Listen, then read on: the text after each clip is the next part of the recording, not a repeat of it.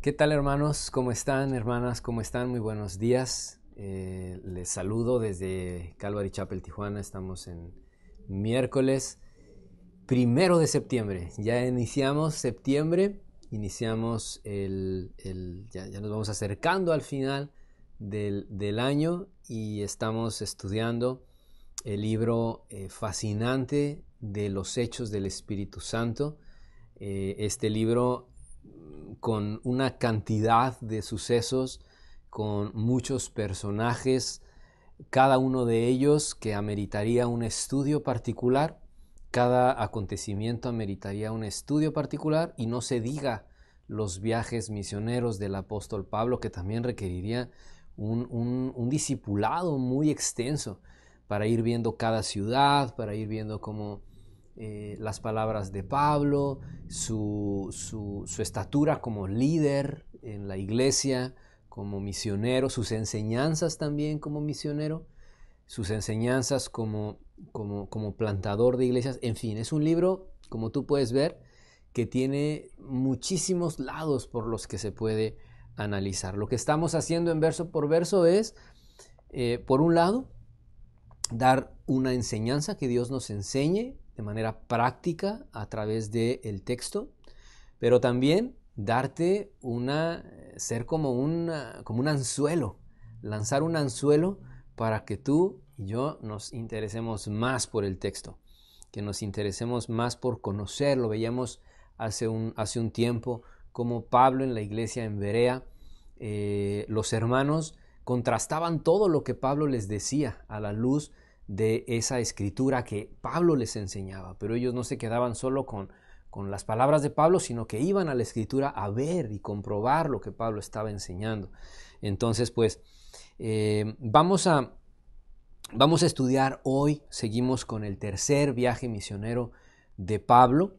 Él está visitando ya de las últimas ciudades. Está por cerrar su tercer viaje misionero Pablo. Y ya ha establecido el apóstol, ya ha establecido una serie de iglesias en todo Asia, no la Asia que ahorita tú y yo conocemos, sino Asia, una provincia del Imperio Romano, Asia ya más cercano a lo que actualmente conocemos como el territorio del continente europeo. Algunas ciudades como Atenas, Grecia, y localidades dentro de Grecia, como puede ser Corinto, ¿no? y otras ciudades. Pero Pablo ya estableció iglesias en Filipos, en Colosas, en Tesalónica, en Éfeso, y precisamente el día de ayer el pastor Irán cerró con esta historia donde el apóstol Pablo tiene un encuentro en Éfeso, llega a esta ciudad de Éfeso. Lo platicamos desde la semana pasada. Platicamos cómo Pablo llega a esta ciudad en donde se enfrenta a una gran idolatría. Pablo se enfrenta en Éfeso con presencia de judíos que se decían exorcistas. Pablo tiene en Éfeso encuentros y una verdadera lucha espiritual, una guerra espiritual fuerte en Éfeso. Tan es así que Pablo, en la carta que va a escribirle a la iglesia en Éfeso, una carta particular a la iglesia, es por eso que les escribe el último capítulo de la carta a los Efesios referente a la guerra espiritual. ¿Por qué? Porque aun cuando estableció una iglesia ahí, pues la presencia de la diosa Diana, de la cual el pastor Irán ayer nos compartió, esa diosa, esa figura de esa deidad seguía en Éfeso. Hombres como ese Demetrio, hombres y mujeres que se dedicaban al negocio de la idolatría, al negocio de la religión a imágenes o a figuras, pues ahí se quedó. Seguía esa presencia en la ciudad de Éfeso. Entonces, ayer vimos este alboroto que hubo en la ciudad de Éfeso. Vamos a estudiar el día de hoy el viaje que Pablo y sus acompañantes emprenden de Éfeso hasta Mileto. Pablo va a emprender un viaje, va a hacer ciertas visitas por la región y después va a regresar hacia el sur. Pero vamos a inclinar nuestro rostro y vamos a ver un tema el día de hoy, independientemente de el tema general que es la visita de Pablo a estas iglesias. Hay un tema que aparece en los versículos del día de hoy y ese tema, hermanos, es un tema muy práctico y te voy a decir cuál es ese tema usando una pregunta, y la pregunta es: ¿tú te duermes durante los sermones de tu pastor? De repente estás o estamos muy cansados en los sermones y empezamos a cabecear, empezamos a cerrar nuestros ojos porque están llenos de arena, parece que tenemos mucha arena en nuestros ojos que los tenemos que cerrar y empezamos a quedarnos dormidos.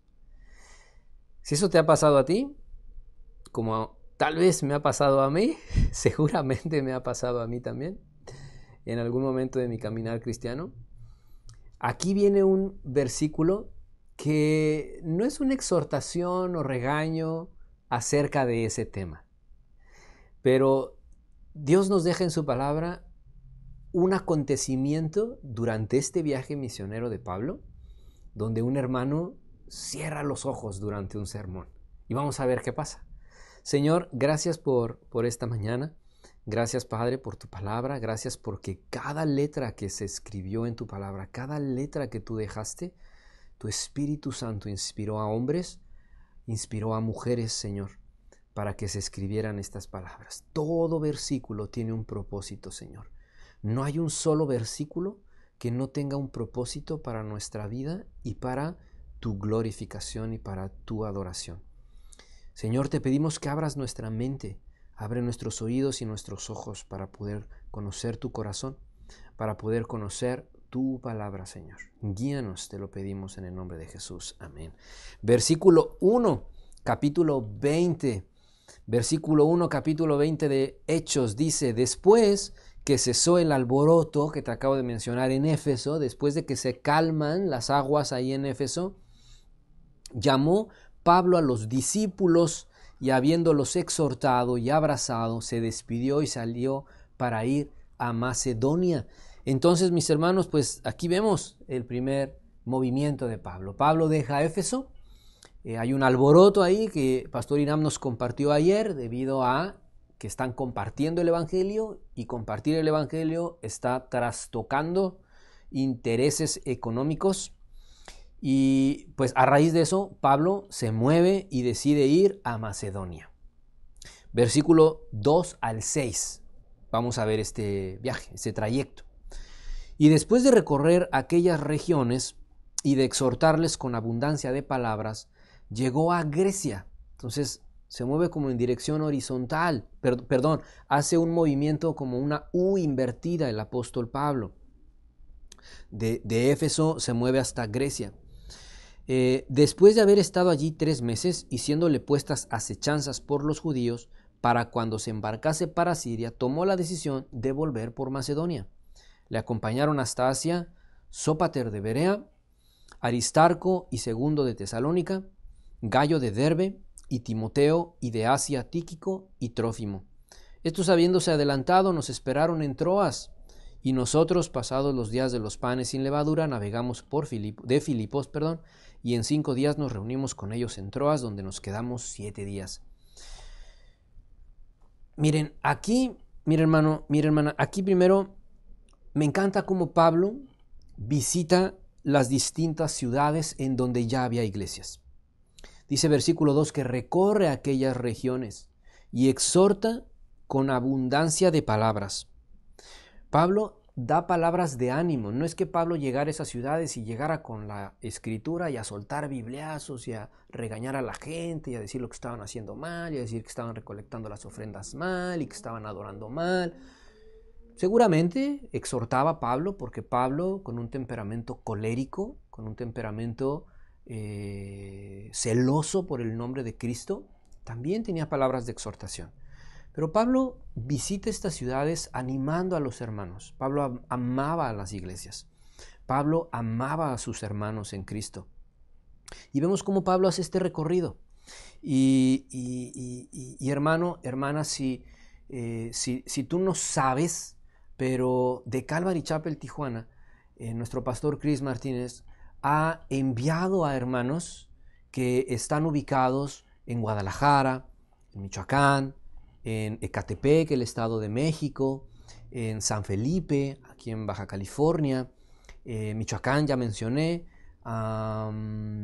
Guadalajara, en el Rancho Poyema. Y estos hermanos que tienen sus propias congregaciones, ahorita hay un hermano aquí con nosotros en la iglesia que viene de Calvary Chapel, Michoacán, y nos comenta que ya están próximos a abrir un estudio cerca de Zamora, Michoacán. Nuestro pastor Chris al año ha realizado un viaje en donde visita a estos hermanos. Y eso lo hace nuestro pastor también siguiendo el ejemplo del apóstol Pablo. Si tú te congregas en una iglesia, seguramente también tu pastor, o hay otros pastores también de Calvary Chapel, Tijuana, de Calvary Chapel, perdón, pero de otras ciudades, que también realizan viajes y visitan a los hermanos que han sido enviados a plantar iglesias. Yo te pido, hermano, que ores por nuestros pastores, ores por el pastor Chris Martínez cuando realizan estos viajes y visitan a las congregaciones que están en estas ciudades. Vemos a Pablo entonces animando, vemos a Pablo dando palabras de consuelo también a estas iglesias y recordándoles las enseñanzas que previamente les había dado. Vemos en esta porción nombres bien importantes. Si pusiste atención, aunque sean nombres raros para ti o para mí, nombres raros y además ciudades raras como Aristarco, Gayo, Tíquico, todos estos hermanos acompañaban al apóstol Pablo. Iban con él, iban orando con él, iban compartiendo con él, iban adorando con él. Pablo los conocía en las ciudades a las que llegaba y les decía, acompáñenme. O ellos le decían, Pablo, queremos ir contigo, queremos apoyarte en el ministerio. En fin, son detalles que el escritor de Hechos, Lucas, que se incorpora en los versículos 5 y 6, porque dice, estos, habiéndose adelantado, no se esperaron. Entonces da a entender Lucas que él y Pablo se adelantan y los hermanos del viaje los esperan en Troas. Y ahí en Troas están 5 días. Vamos a continuar versículos 7 al 12. El primer día de la semana, y del versículo 7 al 12, hermanos, es donde quiero que pongamos atención. Ahí está una enseñanza muy práctica para nosotros como congregación. Versículos 7 al 12. Vamos a ver. El primer día de la semana, reunidos los discípulos para partir el pan, Pablo les enseñaba habiendo de salir al día siguiente, y alargó el discurso hasta la medianoche. Y había muchas lámparas en el aposento alto donde estaban reunidos. Y un joven llamado Eutico, que estaba sentado en la ventana, rendido de un sueño profundo, por cuanto Pablo disertaba largamente, vencido del sueño, cayó del tercer piso abajo y fue levantado muerto. Entonces descendió Pablo y se echó sobre él y abrazándole dijo, no os alarméis, pues está vivo. Después de haber subido y partido el pan y comido, habló largamente hasta el alba y así salió. Y llevaron al joven vivo y fueron grandemente consolados. Estos versículos tienen mucha información práctica y pareciera hasta una comedia lo que estamos viendo. Pablo, para empezar, versículo 7, quiero que nos concentremos en que Pablo, en una de las funciones del pastor, una de las funciones del pastor y apóstol y misionero Pablo, que también, mis hermanos queridos, es una función que el pastor de tu iglesia, que los pastores y maestros en tu iglesia realizan. Y dice el versículo 7 que Pablo enseñaba a sus discípulos. En una iglesia, hermanos, tiene que haber maestros y tiene que haber discípulos. Y tienes que reconocer, y si no lo has reconocido, te doy la gran noticia, que si tú eres un miembro constante en tu iglesia, si tú asistes de manera constante a tu iglesia, no únicamente eres un integrante de una congregación, no únicamente eres un hermano en la congregación, sino que eres un discípulo, eres una discípula. De Pastor Chris, de Gabriel, de Pastor Idam, eres un discípulo de Cristo, eres una discípula de Cristo.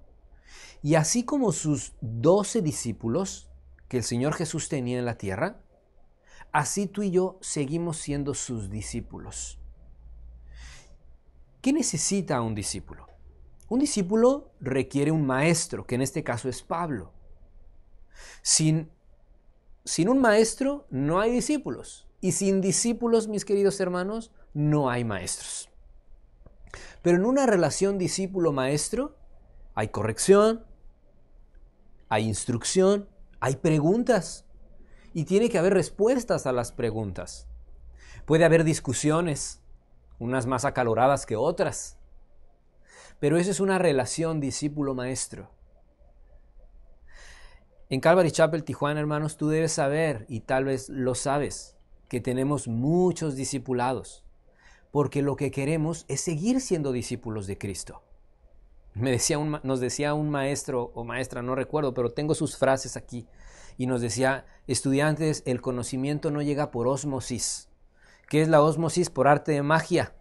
No llega, ¿no? Quiero que el agua entre en mi organismo, y no por ósmosis el agua va a entrar a mi organismo. Yo tengo que tomar la botella, destaparla y dar el trago. El conocimiento de Dios es exactamente igual. Tiene que haber acercarme a la Biblia, asistir a un discipulado o asistir a un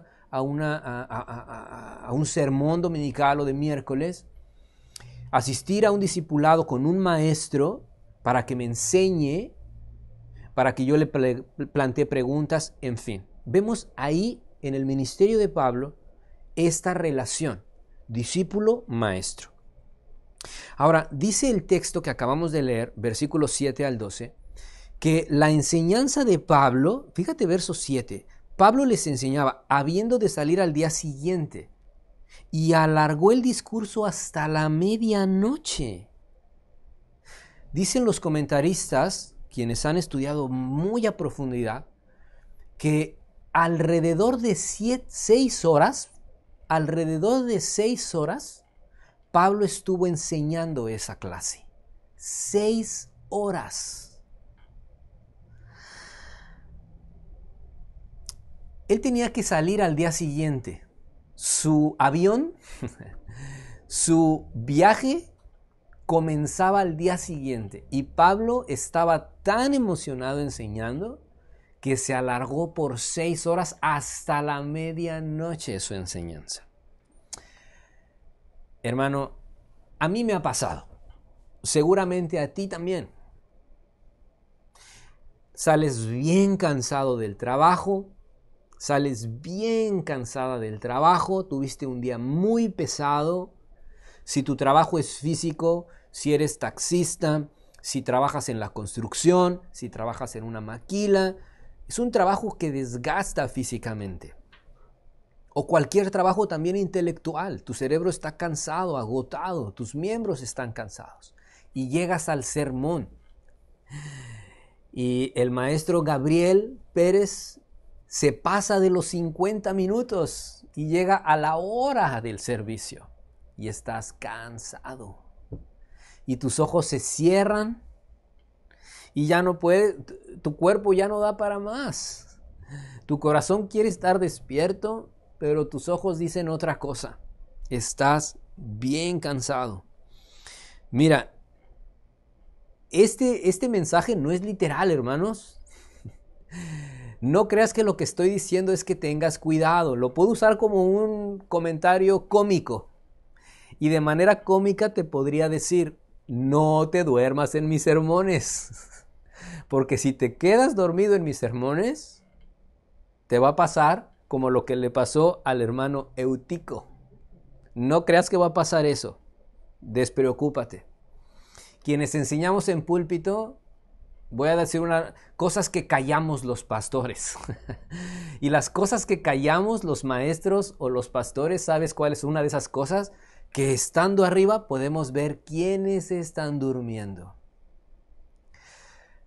No es literal esto. No creas que a la próxima te voy a decir, hermano o hermana, que te estás durmiendo. No te vuelvas a dormir porque te va a pasar lo mismo que Eutico. No es así. Fíjate, dice que Eutico se quedó tan dormido, estaba tan cansado, estaba sentado en una ventana, se durmió, se cayó y se murió.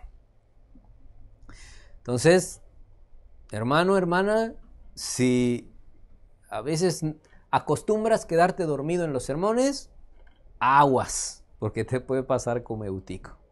Pero no, las cosas no van por ahí. ¿Qué nos enseña este pasaje? ¿Qué es lo que realmente nos enseña?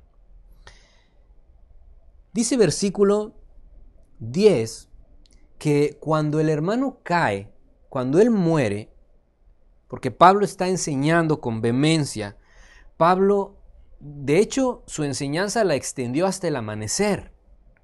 Pasaron muchas horas y él seguía enseñando y seguía hablando y la verdad me parece un hombre con mucha fuerza, Pablo, para seguir enseñando y hablando y hablando y hablando. Es increíble. Pero dice versículo 10 que Pablo desciende, se tiende sobre el hermano, lo abraza y le dice a la congregación, no se alarmen, pues está vivo. Además de que ocurre un suceso sobrenatural, como todo lo que hemos visto en Hechos, hay sucesos y todos esos sucesos sobrenaturales tienen un propósito, y el propósito es manifestar el poder de Dios, como este suceso, en donde hay una resurrección, porque vemos a este hermano Eutico que resucita, lo dice el versículo 12, que lo llevaron vivo a su casa, o sea, resucitó.